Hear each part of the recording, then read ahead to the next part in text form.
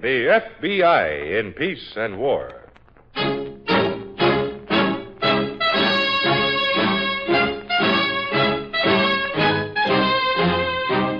Another great story based on Frederick L. Collins' copyrighted book, The FBI in Peace and War. Drama, thrills, action. Tonight's story, A Pair of Glasses.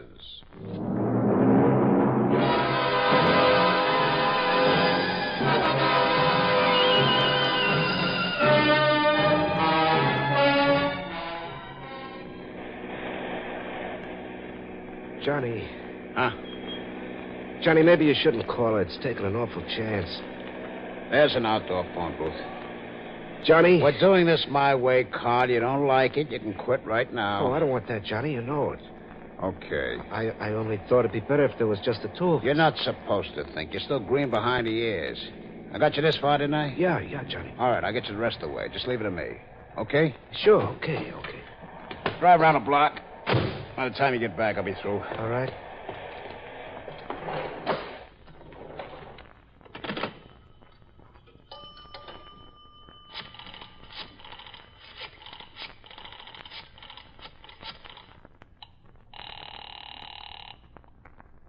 Ben's Bar and Grill. Ben Fergus talking. Put Gloria on. Huh? Gloria Martinez. She works there, doesn't she? Sure, Gloria works here. Who wants to talk to her? It's personal. Just put her on. Hey, Gloria, call for you. Who is it, Ben? Some guy, wouldn't say. Oh. Hello? Who is this? Take one guess, honey. Johnny? Nobody else but Gloria. Well, where are you? Right here in town.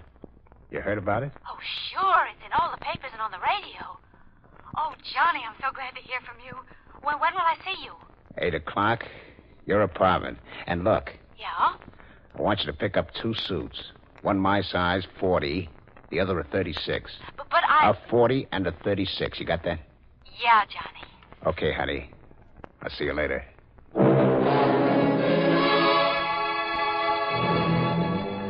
In the spring of 1953, John Tullio, a 3-time loser serving a life sentence, escaped from prison.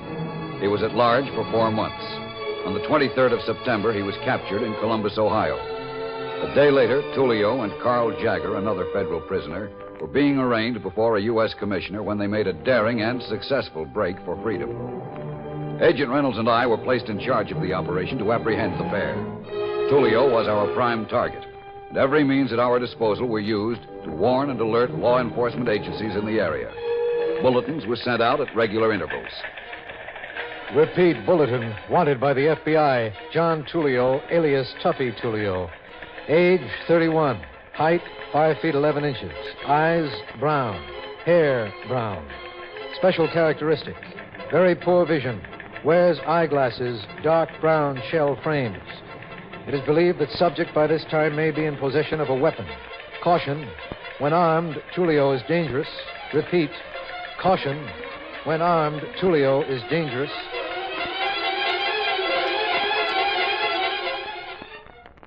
Gee, Johnny, it's good to have you back again. You missed me, huh? Ooh, like crazy. I thought I'd never see you again. I told you they couldn't hold Johnny Tullio, didn't I? You're something. Not bad for a guy the other kids in the block used to call Four Eyes, huh? I wouldn't have you any other way. Yeah. Well, prove it. Oh, how? Johnny. Ask who it is. All right. Who is it? Carl. Oh, it's okay. Come on in. Gloria, this is Carl Jagger. Carl, Gloria Martinez. Hi. Hello. Fix him a drink, Gloria. You still got the jitters. Why, I just as soon not have a drink, Johnny. Fix it. All right. What about the car? Oh, I ditched it in a vacant lot behind a factory across town. How'd you get back here? Cab? To the door downstairs? Oh, no, Johnny, no. I had him leave me off a couple of blocks away. Okay. We'll need another car. We'll use Gloria's when we're ready. Here you are, Carl. Oh, thanks. Well, go on. Bottoms up. Johnny. Come on. Make a man of you. Oh, Johnny, maybe he... You keep out of this. I know what's good for. Carl?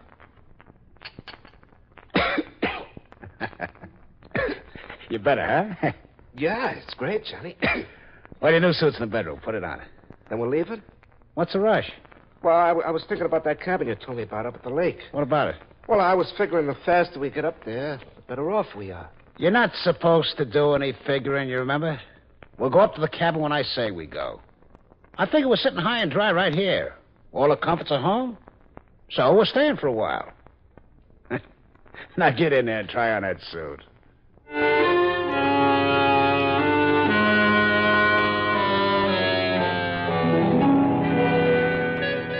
It was our theory that Tullio and Jagger would wait before they made any attempt to cross the state line.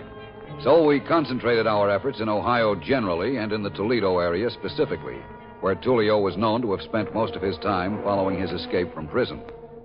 After intensive questioning of a local underworld character, Agent Reynolds came up with the information that Tullio had a girlfriend in town. Steve, her name is Gloria Martinez. She's a waitress in a bar and grill over on 3rd Street. Gloria Martinez? Yeah, that's right. She works here. We'd like to speak to Miss Martinez. Well, you'll have to wait. She's not due in until 4. Gloria works from 4 to midnight. And if you were friends of hers, you'd know that. We're not friends. Then what do you want with her? Who are you? We're agents of the FBI. What? Maybe you can be of help before we question Miss Martinez. Look, I run an up-and-up establishment. Nothing fishy goes on here. No one said you're under suspicion. We're only interested in Gloria Martinez. What kind of trouble's she in? We didn't say she was in any trouble. Then what do you want of her? We want to question her about a friend. Friend? Now, you may know him, too. Oh, a boyfriend. Well, look, Gloria's got a lot of those. She's a very popular girl. Here's the one we're interested in. Recognize him? Johnny Tullio. Well? Yeah, sure I recognize him. His picture's in all the papers, isn't it? You don't recognize him as a customer? Customer? Tullio? Perhaps under a different name? No. He's never been in here that I can remember. You didn't know that he and the Martinez woman were friendly? You couldn't prove it by me. You'll have to ask Gloria about that. Like I said, she'll be in by 4, so if you want to wait, you're welcome. We'd rather not wait. Where does Miss Martinez live? Gloria? She's got an apartment over in Elm Street. 325. 325 Elm. Thanks.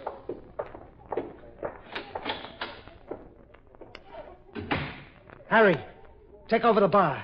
I got to make a phone call.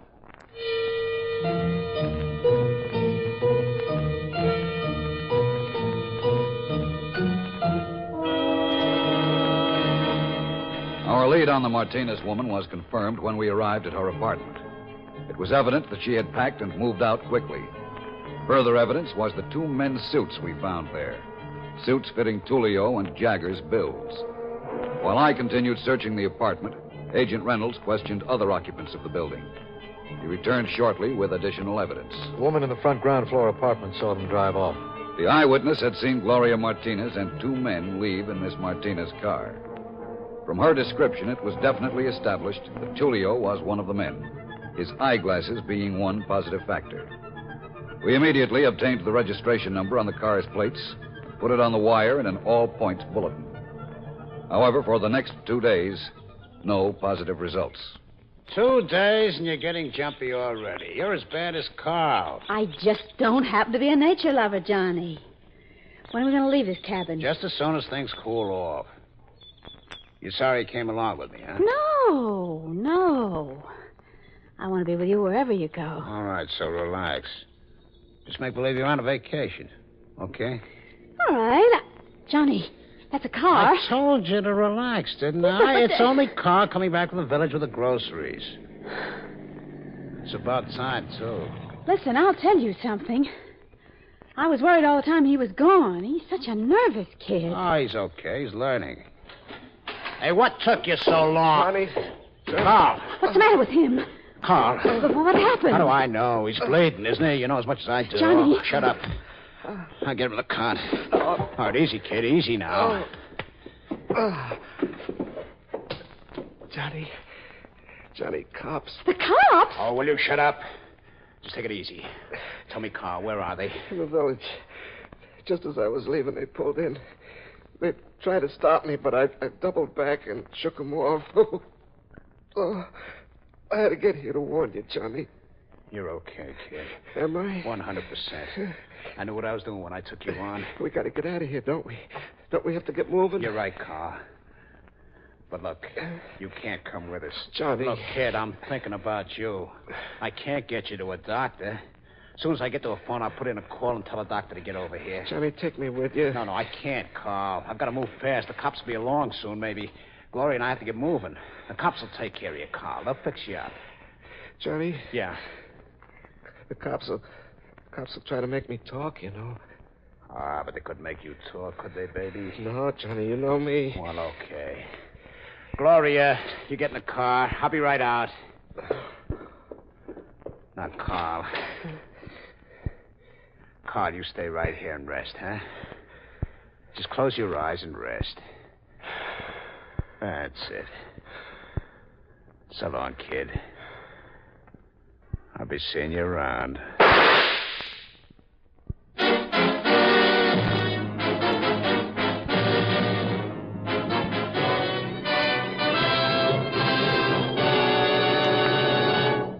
Back to a pair of glasses in just a moment. As most of you know, G-Man is a nickname tacked on FBI agents about 20 years ago by some gangsters, and the name stuck. The FBI, Federal Bureau of Investigation, is part of the Department of Justice. It's a detective agency that goes after people who break federal laws. The FBI also does counterintelligence work, ferreting out spies and saboteurs. An amazing thing is that despite the extreme dangers of their responsibility, it wasn't until 20 years ago that they were given authority to carry guns. With no other weapons than courage, resourcefulness, and determination, they had to track down and bring in dangerous racketeers and spies whose business was wholesale murder. Today, however, you'll find the typical FBI agent may be a lawyer, accountant, or a specialist in some other profession specially trained to scientific police methods, handy with any type of weapon. Gentlemen all, until somebody gets rough, then look out, Buster.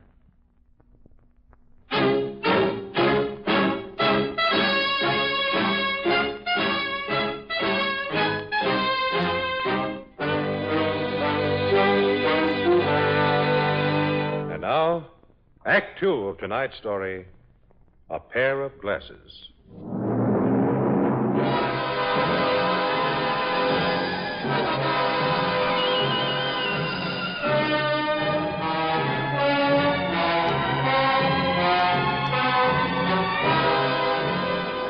Alerted by our bulletins, the sheriff of a northern Ohio county had spotted Gloria Martinez's car leaving the village of Glenview and identified the driver and sole occupant as Carl Jagger. After a chase during which the sheriff fired several rounds of ammunition, the fugitive eluded him. Agents of the Bureau were poured into the district, and in cooperation with local law enforcement agencies, an intensive search of the area was made. Agent Reynolds and I stood by at the Toledo field office, waiting reports. All right, Phillips, I'll tell Steve. We'll be standing by here waiting further reports.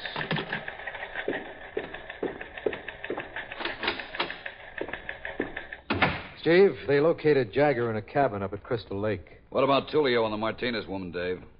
Jagger was alone and dead. Oh. Shot through the head, close range. Tulio. Seems so. There was another bullet wound in the shoulder, that one obviously from the sheriff's gun. Looks as if Tulio didn't want to give Jagger a chance to talk. Nothing on Tulio or Gloria Martinez.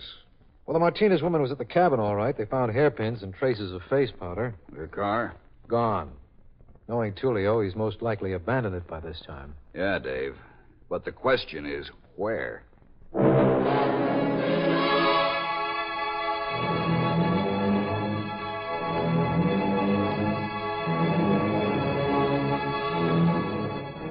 question was answered that night. The car was found in a wooded area 15 miles from a suburban section of Toledo. It was altogether possible that Tulio felt safer in returning to the city to hide out. You heard it over the radio. They'll be looking for us up near the lake, and here we are back in town, right under their noses. So will you stop worrying? That is not what's bothering me. Well, then what? Carl? Carl. Yes? Look, it was him or us. How do you know? I know. Maybe he wouldn't have talked. I told you we couldn't take the chance. Well, I would have. You're not running this show. He was a nice kid. Oh, will you stop that? I keep seeing his face, the way he looked at you. Oh, can it? Honest, I don't even know you now.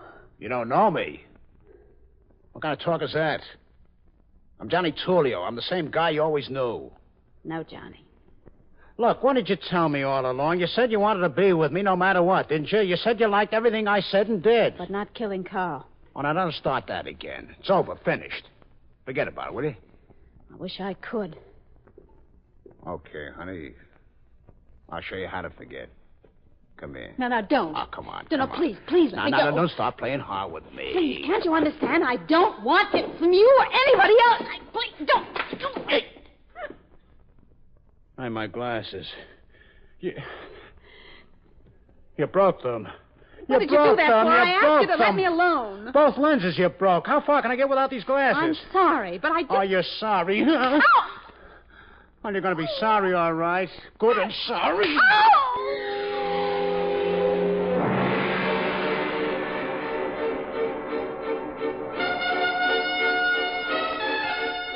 The search for Johnny Tullio continued on an all-out day and night basis. But the main and telling lead came about in a most unexpected manner. A phone call to the field office late in the afternoon of the 28th. This is Gloria Martinez. I want to come in and talk about Johnny Tullio. The first thing we wanted to hear from Gloria Martinez, and the first thing she told us, was Tullio's hiding place, the Star Hotel on 4th Street, room 413. Squads were rushed to the area. The hotel was surrounded, but Tullio had already gone. But he was there when I left. He was napping on the couch when I sneaked out. You have no idea where he might have gone? No. You're sure? Yes, I'm telling you everything I know. That's why I came here, to tell you everything. Because he hit you, Miss Martinez. No. Then what? Because of what happened to Carl Jagger. You said you weren't there when he killed Jagger. What I meant was I was outside the cabin. I heard the shot, and I came back and saw what happened. I didn't know he was going to kill Carl. I didn't think he was going to do anything like that. Then you were afraid he'd do the same to you. The way he is now. Anybody who gets in his way, he'd just as soon kill him as look at him. Believe me. We believe you. And we want to stop him before he gets too far. Well, I don't think he'll get too far for a while. Why? What do you mean? His eyeglasses. Hmm? That's why he beat me up. He was trying to kiss me. I didn't want him to. I didn't even want him to come within a yard of me. I was scared of him. I told you. Well, what about his glasses? Well, by mistake, I knocked them off. That's why he hit me. The glasses broke? Both lenses cracked. He's got bad sight, you know. We know. He can't see 5 feet in front of him without them. That's why I say he can't get too far until he has his glasses fixed.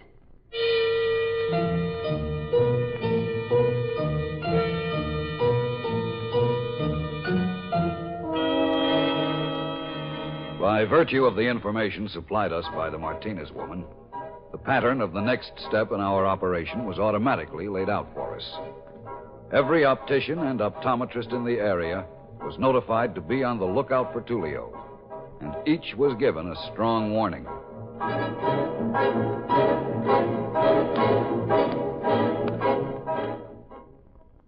I'm a stranger in town. I saw your name in the phone book and I came over. Mm-hmm. His lenses are pretty badly cracked. I knocked them off the bathroom sink while I was shaving. You can make me a new set, without my getting an examination? Oh, yes, we can work from these, I'm sure. Oh, fine. I didn't want to waste a lot of time. I'm a traveling salesman just in town for a day. I'm due in Columbus in the morning, you see. Yeah, you couldn't get very far without these, that's obvious. You're telling me. I've been stuck with glasses since I was a kid. Oh, they're not so bad. Well, not as long as they're in good shape, but a thing like this can set you back, especially when you need them like I do. Yes. The price will be $15. Oh, that's okay. I'll wait till you get them fixed up. Oh, well, it'll be at least 2 hours. Oh. Well, okay, I'll be back in 2 hours.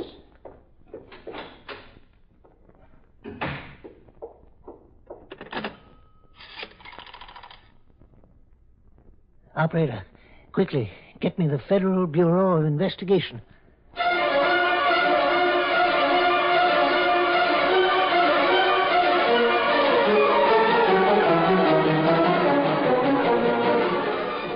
When the call came in from the optical shop, we moved into the final phase of our operation. We were as concerned with the public's safety as we were with apprehending Tullio. Agents were stationed at strategic points to ensure that Tullio could not escape once he had entered the store. Agent Reynolds and I were in the shop, waiting. Steve, there's a signal from Mills. Tullio's coming into the block now. Reynolds took up his position just inside the door leading to the workroom in the rear. I took up mine behind the counter.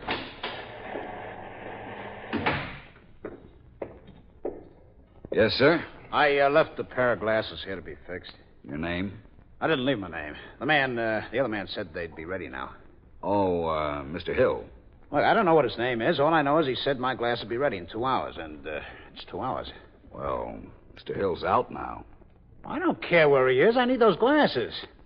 Well, I'll check on them. If you'll just have a seat for the moment. Okay.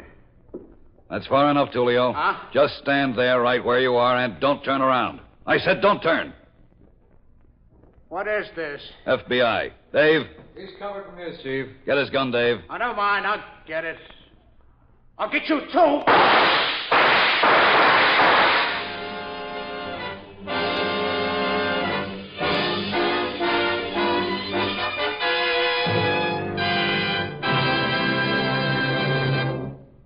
Agent Reynolds and I returned to Tullio's fire. He died before the ambulance arrived. Gloria Martinez was brought to trial for aiding and abetting an escaping fugitive. She was found guilty as charged. But because she willingly contributed materially to the capture of Johnny Tullio, her sentence was lessened. And we closed the file on the case which was brought to a finish by a pair of glasses.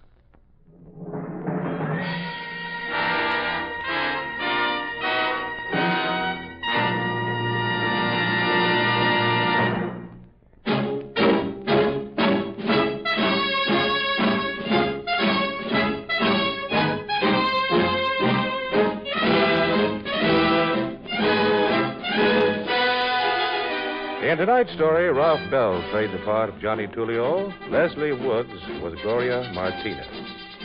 This radio dramatization for the FBI in Peace and War was written by Ed Adamson. These programs are produced and directed by Betty Mandeville.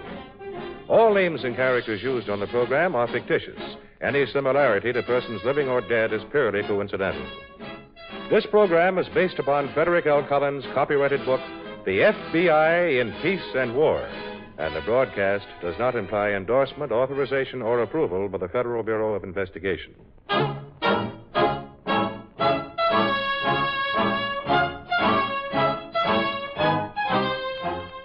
The FBI in Peace and War has come to you through the worldwide facilities of the United States Armed Forces Radio and Television Service.